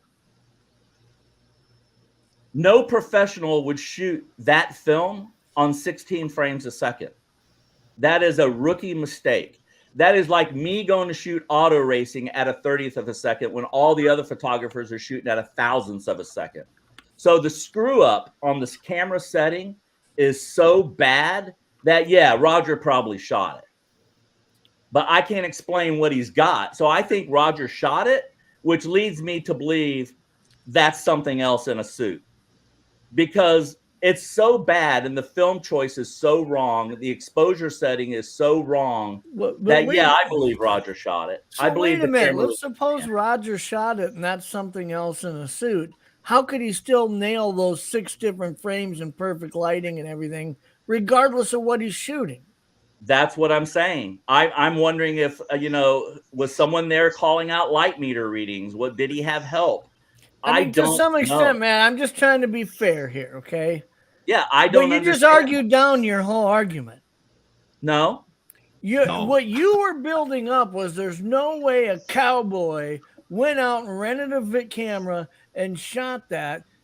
But now you're saying you believe that Patterson likely did shoot it, but that's not a real creature, that's somebody in a suit. How do they still get those 6 things right? That's what I'm working on. See, that's what I'm working on. To me, that's 2 different arguments that just popped holes in each other, to be honest. Yeah. No, he could have help. He could have a professional filmmaker out there giving him meter readings. But then the hole in that is, why wouldn't they say, hey, by the way, what frame per second are you shooting this at? Oh, I'm shooting at 16. Well, you're just going to have a blurry mess, right? And that's what you got is a blurry mess. Which adds suspicion to why you don't have the original film. Oh, and the original film. It's like, dudes, there are so many red flags to this that it's not even funny. It's like the critical thinkers or the people holding on to this holy grail. You got 100 red flags in front of your face and you're throwing them all out the window. That's what I see happening here. I was completely following what you were doing, where you were bringing this, Matt. And when you said, because I'm thinking, well, maybe it was no 2. Maybe they did have a professional there. Maybe it was staged, right? But then when you said a professional never would have made the mistake of shooting 16 frames per second. Never would have made that mistake. So therefore, you believe it likely was Patterson running the deal. Which leads that to me does not explain the likelihood of those 6 different frames being shot in perfect light, perfect focus, perfect everything. So I feel like 2 red flags were just fought. It's like we fought a sword fight with 2 red flags and they both just broke. I mean, I don't know what. But there's still 100 others in my pocket. I don't know what it suggests could have happened. Then is my point. Well, if you're shooting a documentary, I can easily suggest what happened there. Wait, okay, do it. If you got a beautiful setup of 2 horses or a horse coming back, leading a donkey down a switchback, and you got time to set up the shot, he could probably have enough to get that exposure down. When he's shooting the one of the fall, the fall trees, he probably had enough time to do that. But the camera shake and the whole wrong exposure and all that does kind of lead me back to Roger, which leads me back to what's in that is a costume we're looking at. How they did it, I don't know, but the guy was obviously very creative. But my point is, you saying it's obviously a costume, that does not solve the riddle at all. It doesn't take 1 step towards solving. And I'm not trying to solve the riddle. I'm just pointing out the camera flags. I said all along, I cannot speak on Patty herself. But it's also a red flag that he does a book a year before and draws a Bigfoot. I would agree with that. I would totally agree with that. It's like, is everybody just throwing this stuff out the window? Like, oh, I'll ignore that because that looks real. No, I don't know. I'm part of me is torn here because I get what you're saying. I get how you built up and said there's no freaking way this cowboy could have ran a camera, pulled this 6 shots off. There's no freaking way he could have done that. But in the end, you're saying, I believe he probably was the one who done that, but that was a suit.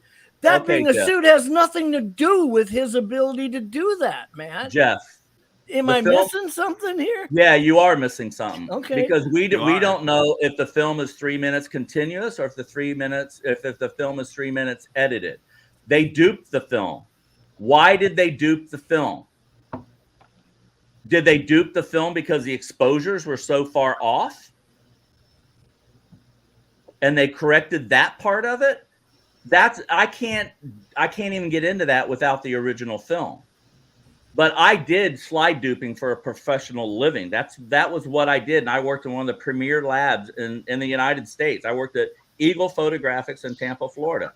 And Bill Eagle is one of the people I called on this. And I described what was going down on this whole thing. And he said, absolutely no way. So I haven't put all the pieces together. That's what I said. I was building it. But it is a deep, deep concern that my film, when I went out and shot the swamp, is all over the place in exposures. I totally agree. But I Roger totally can go out and nail these exposures on transparency film. But I don't know if they duped it and corrected it. We don't know. That's what I wanted to talk to Munz about. That's what I wanted to talk to Dr. Meldrum about. No, I agree. What you did raises red flags. It feels like you were out to say, let's answer this question definitively, and in the process, 10 more questions surface that a lot of people would never have considered, and it's even more of a messed up Rubik's Cube. And it feels like to me. Now I know you and Leon are saying, well, there's obviously, you're wrong, Jeff. There's obvious. I don't see that. I'm stuck here. We're not saying you're wrong, Jeff. That's not what we're saying. The idea, I want to listen to Trackway here because he's been trying to jump in here about 5 times now. But that's not what we're saying. All Matt is saying the same thing I'm saying. I have questions, and I told you what they were about this evidence. Matt has same questions about the film.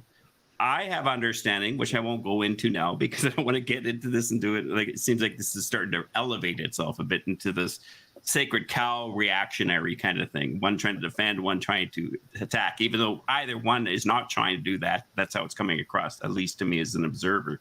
So Trackway, did you want to add something to this? Only that, I think when you're presenting argumentation like Matt is, and then, he's presenting very good argumentation. That's a very big key to, solving the mystery. And then, the problem with, of course, at the end, it boils down to agreeing with said arguments and so forth. But with his argumentation, it does make me wonder now more and more about where's the original and it not being available, not being found. Everything is based off copies. So, but with that being said, I had to come back here and get on the wireless charger in order to maintain enough charge to stay, and it's not keeping up. So, thank you for having me on. Thanks, Trackway. Enjoyed my time. Thanks for the input, man. Thank you. All right. We'll talk to you Bye. later. I'd like to point out something here that just this whole thing about this, and I know, Nikki, that you had others but we've somehow We did wound down 1 to out this. of 10. Okay. We started with the But- one, So, right? I'm going to be renaming this whole show, and we're going to axe those 9 for another show. But yeah, that's what's going to have to happen. But it was a great conversation, and I wasn't about to stop it because these are the questions that I wanted to poke everybody with. Okay. Yeah, I'm sorry. Go ahead. Go ahead. No, finish There was what you were something I going to say. wanted to say. This goes towards what Matt was saying about, he's reached out to these, protectors of the film, basically the guardians of the film, and this is, this is the real deal thing. Well, the thing is about this is it's such, as Leon says, such a sacred cow, that it's like, that's the problem here. That is the biggest problem that, we've got these people. For me, I'm so far past this now from going as a kid going, wow, look at that. It's a Sasquatch, to being who I am now and experiencing all the things that I've experienced in 45 years. This is not the the smoking gun evidence that I don't give a shit whether this thing were to come out tomorrow and we go, hey, guess what? It was all fucking hoax. Because the thing for me is it does not negate what I experienced out there in the woods 3 years ago. It does not negate what Jeff saw. It does not negate what Jay saw chasing pigs. And I think that these people that are protecting it, that don't want to answer Matt's questions, are because he's just a little guy. We don't know who you are. We don't care, whatever. And because this is what it is, and we say it is, you know what? It's like, dude, those people are, it's like, it doesn't matter, man. It doesn't matter if that's real or not. If it's not real, it doesn't negate everything that we've seen. No, it's just another, if it's not real, it's just another hoax video, just like all the other ones. Yeah. And I think those people are protecting it so much because they place so much in it that they feel that, oh my God, if this is proven to be hoax, then son of a bitch, goddamn Bigfoot's not real. That's but not to true. some extent, That's Joe, I true. deal with that with my show. I can count a dozen times I have where I'm a nobody. Okay. I call one of those big names, come on my show. They're like, who? So I leverage the network to get them on my show. And then they come on and profess where they stand on something. And I say, I don't know if I'm in the same spot. And they're like, whoa, like I've committed some cardinal sin, right? I didn't just lay down everything they said, I mean, that's what's happening here. You've got people trying to vet somebody's position the way that they did with Matt before saying, tell me what you're up to. Tell me where do you expect to end up in this process? What's your process of doing it? What equipment do you have? They don't ask me any of that. They're trying to figure out, will you agree with everything I've said in my career to this point or not? That's what they're trying to do. Yeah. That's the thing, is I don't have a dog in this fight, man. I don't. They do, apparently, because to them it means something totally different. Whereas for me, I'm somebody that wants to know the truth about every damn thing. If it's real, it's real. If it's not real, then I'd like to know that too, because then that tells me that, those times where I was as a kid and a young man, 100% sure they filmed a Sasquatch. Then I was, I don't want to go through life thinking that, or not knowing I was wrong, Well, Grasshopper says, this film has been analyzed to nauseum, basically time to put it to rest. Here's the problem. We've argued whether or not it's real or not. We've argued whether or not it's a suit or not. What Matt's bringing to the table here is, let's argue whether or not you could shoot this thing. And if you're going to say you could, go frickin' do it. Show me the money.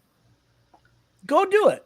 Take those 6 frames, and put that camera in the hands of somebody who maybe even be somewhat experienced, but not an expert, and show me that they could do that. Those 6 shots the way that it is in that film.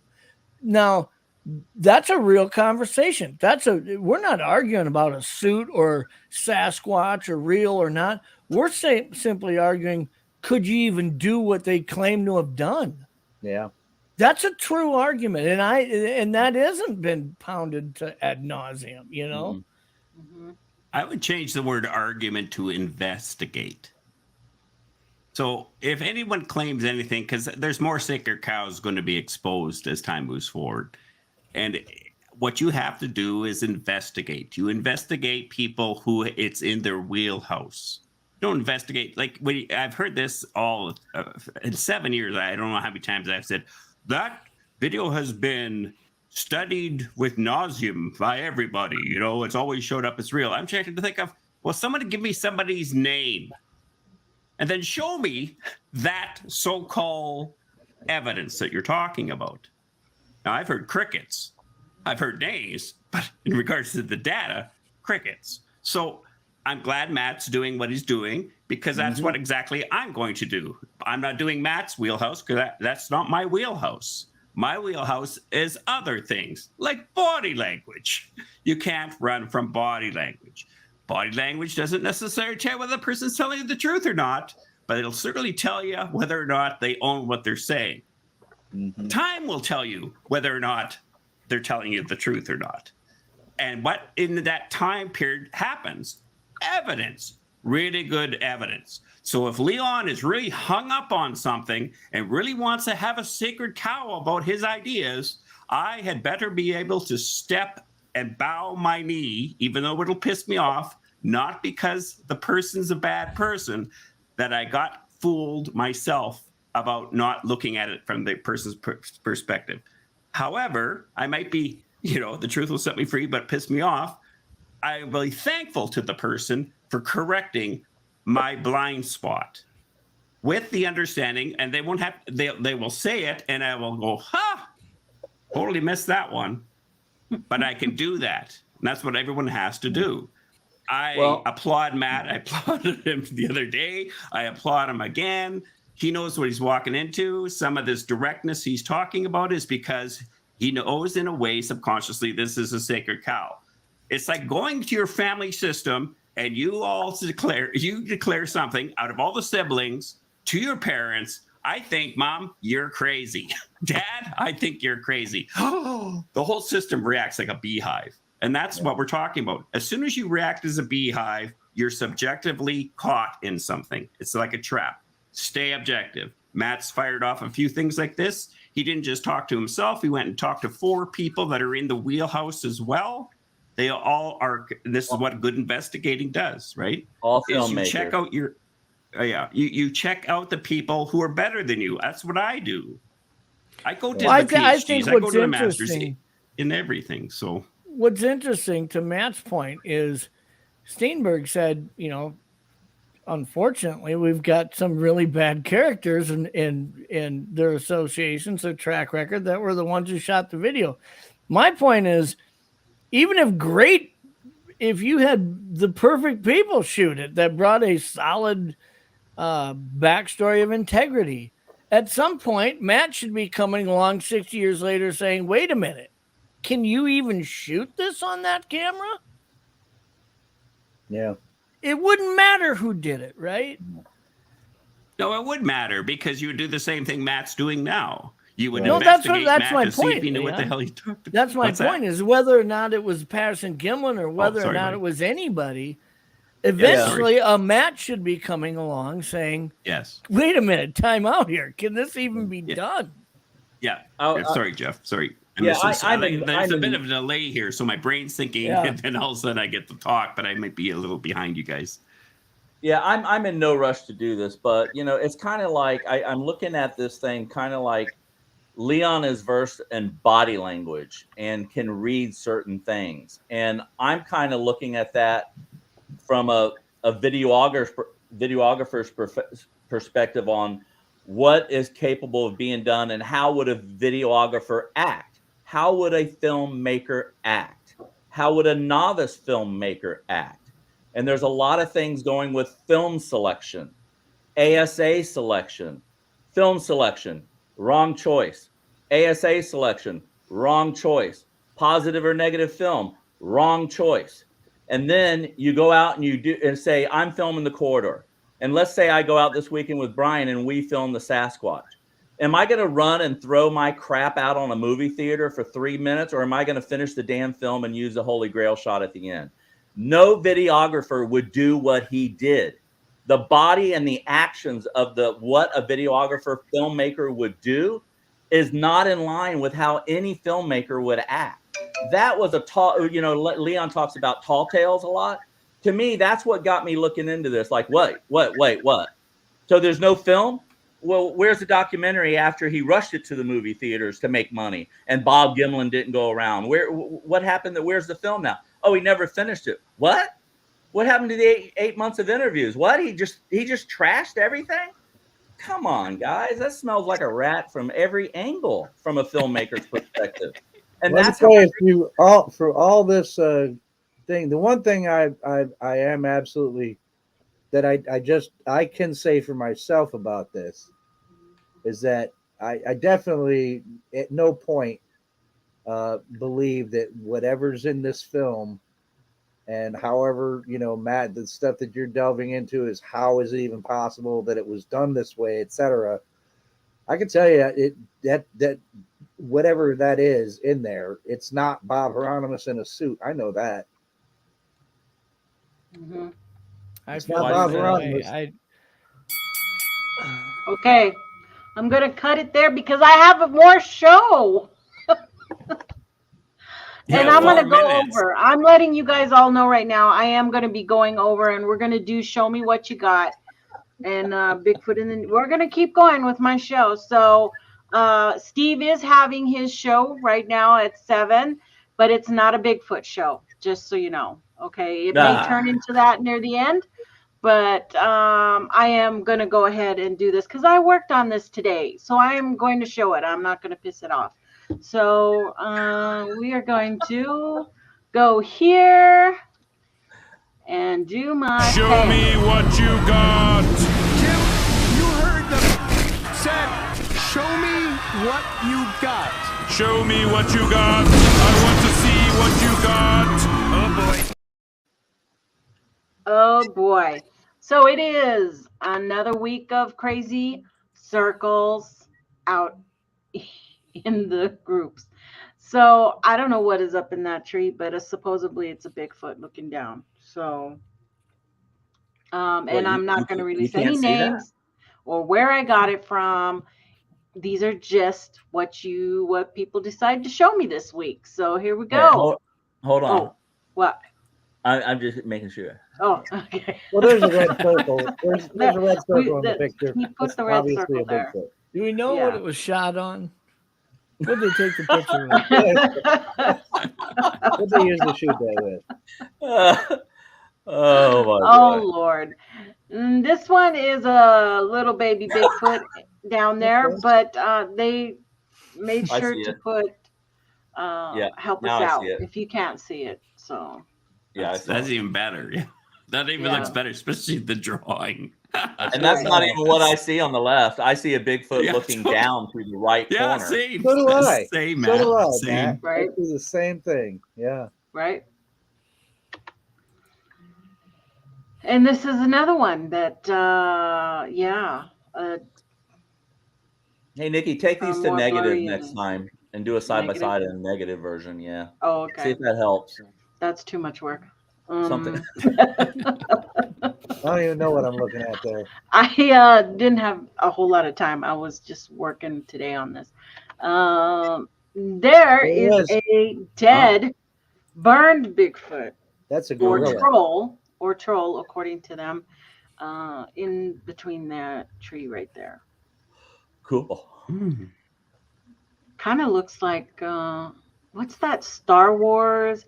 That big alien that the commander one kind of looked like that. This one was zoomed in, but this one was called, Bigfoot on the Hill, something like that. Is it the rock?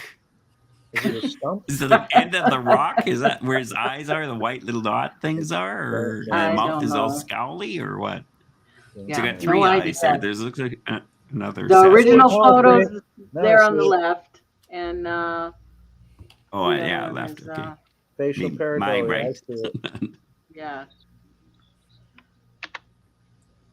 And then we have this mama holding a baby. Yeah. You Yeah. see that, right? Oh, absolutely. Looks like a little monkey. In the words of Christopher Noel, you'd have to be an idiot if that's not what you saw. Yeah. Okay. What are we at? 36. Okay. I'm glad I'm almost done. Yeah, it was a lot of stuff like this. And there was actually a lot of duplicates in all the groups. So I didn't, a lot of footprints out there too. I don't know if you've all noticed that. A lot of people posting pictures of feet. So that's that. We'll just go through that. Oops. hit the wrong button. Show me. What? Go on. I don't Show me know what you're it's doing. doing. It won't go.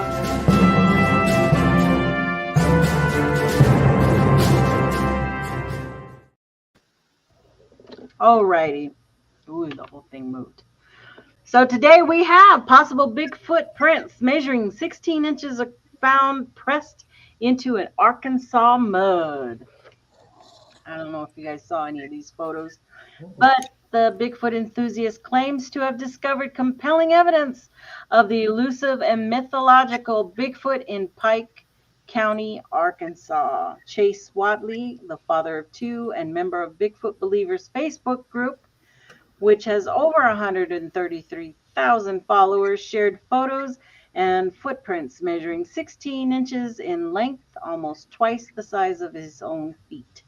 He posted the pictures online, joking that they had either found Bigfoot or a shoeless meth head, and stated that either way, whatever was that left that print was large. Whaley said that he found the footprints to the west of a small town with a population less than 1,500. This find was in search of Bigfoot, a mythical creature that has been in the public conscious for centuries. So I'm laughing at Donald news. Fuller's comment. Where was Matt when the arguments were made in the 60s? In elementary school? Oh, hey. This is the Daily Gazette says the hunt for Bigfoot continues in Whitehall, New York. 1,000-pound Sasquatch statue stands ready to pounce at Vermont Marble, Granite, Slate, and Soapstone Company in Whitehall, New York.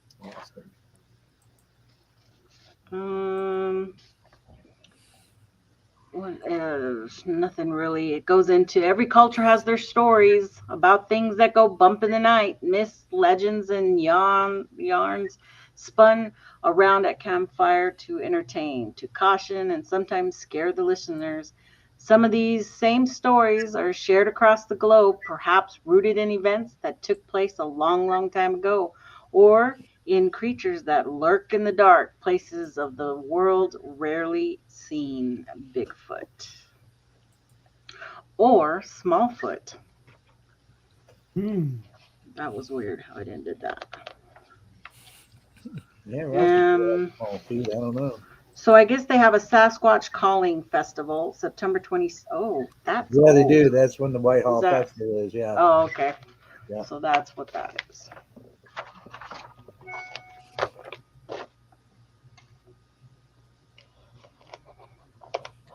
Let me go to the next one.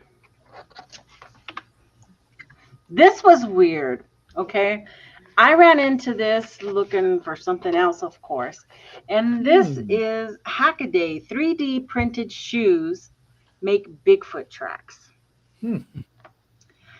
And this guy has created these 3D printed shoes.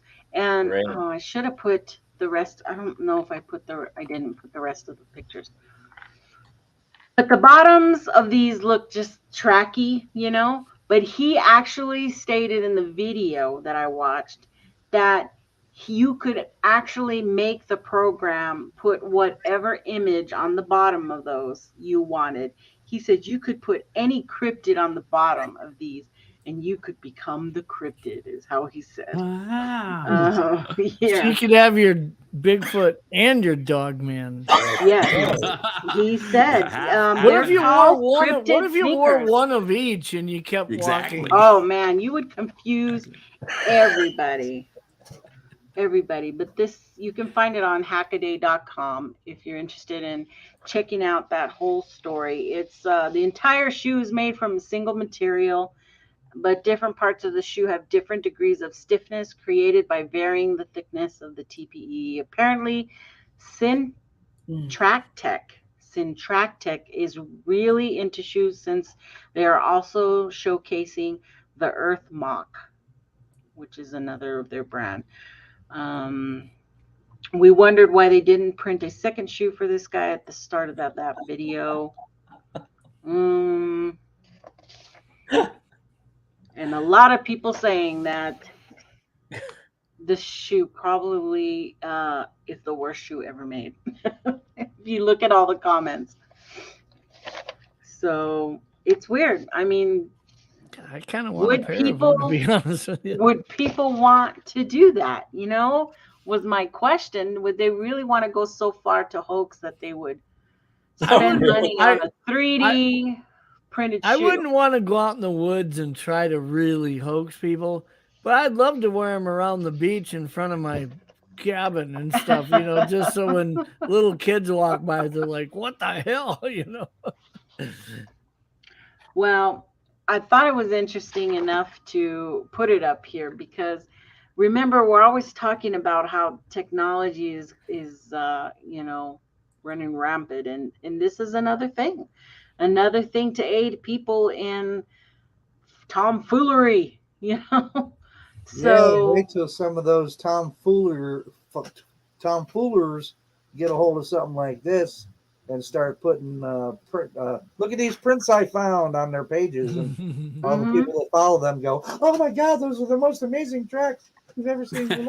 There's a lot of people with these 3D printers now. This is just going to give them ideas on how to make little clip-on big toe, you know, toes and Dogman and whatever you want to put on. It even has the mid-torso brake already provided. Yeah. Yeah. Yeah. Huh?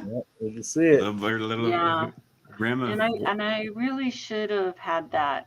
The video isn't as good as you think because they never show the bottom of the tread. Oh no. So there's a lot of people in the comment section saying that it's probably not. Donald says he doesn't need them. Well, a 17-inch footprint, probably not. Oh geez, that's a long old list to have to look through. No. So we'll just not look at that.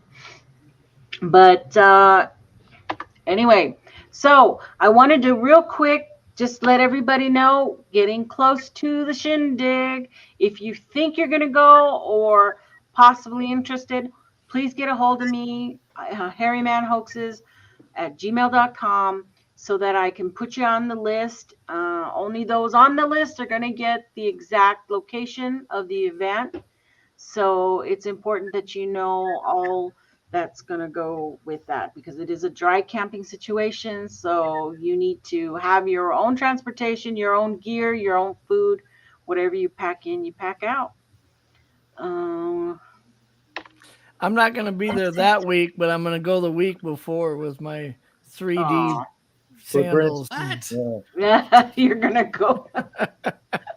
You're going to go make it interesting. Well, supposedly the area has been pretty active in the last couple of weeks, so with a lot of audio stuff happening, and so it should be interesting. We will see what goes on. So thank you, gentlemen, for being here and having a great conversation. But I am going to be changing the name from the top 10 to the number 1. Convincing what convinces you. I don't know. I'll figure out something to say about it. So I'll let everybody head over to Steve's show. And don't forget, no sugarcoating. The truth demands it. Please, guys, I can't find my music. Hit that like button. Leave me a comment. Share and subscribe. And I'll see you guys at the next chat.